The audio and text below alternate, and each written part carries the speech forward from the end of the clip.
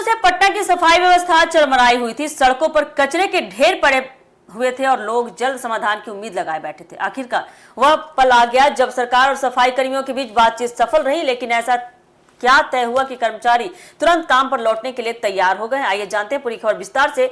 नमस्कार, एक न्यूज़ 24 देख रहे हैं आप, मैं हूं अफसर ड्यूटी। पटना नगर निगम की सफाई कर्मियों की हड़ताल अब समाप्त हो गई।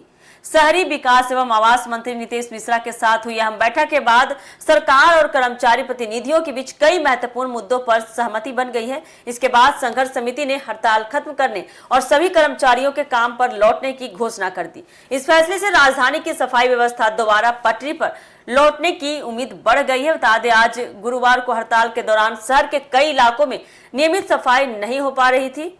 पिछले 7 दिनों से जगह जगह कचरा जमा पड़ा था।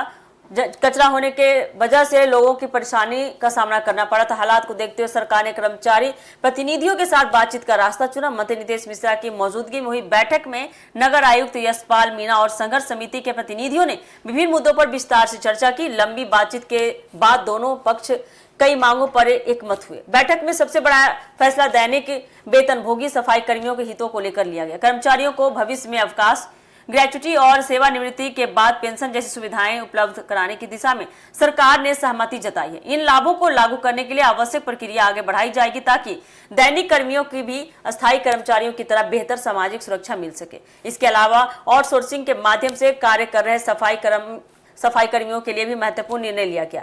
अब उनका वेतन सीधे उनके बैंक खातों में भेजा जाएगा, जिससे भुगतान में पारदर्शिता बनी रहेगी। साथ ही उन्हें बोनस का लाभ भी देने पर सहमति बनी है।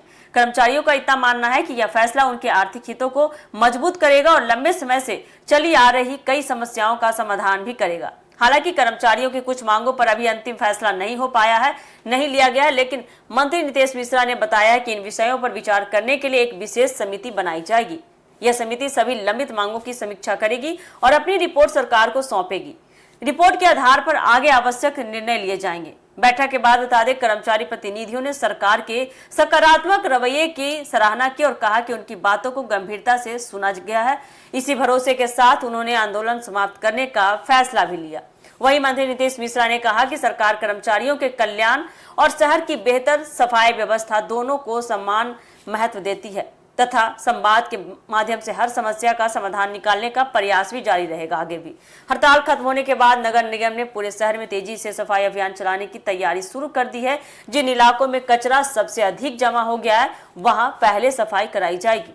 बैठक के अंत में मंत्री और कर्मचारी प्रतिनिधियों ने एक दूसरे को मिठाई खिलाकर समझौते की खुशी साझा की। इसके साथ ही लंबे समय से चल रहा आंदोलन समाप्त हो गया और अब राजधानी के लोगों को उम्मीद है कि जल्द से जल्द शहर की सफाई व्यवस्था पूरी तरह से सामान्य हो पाएगी।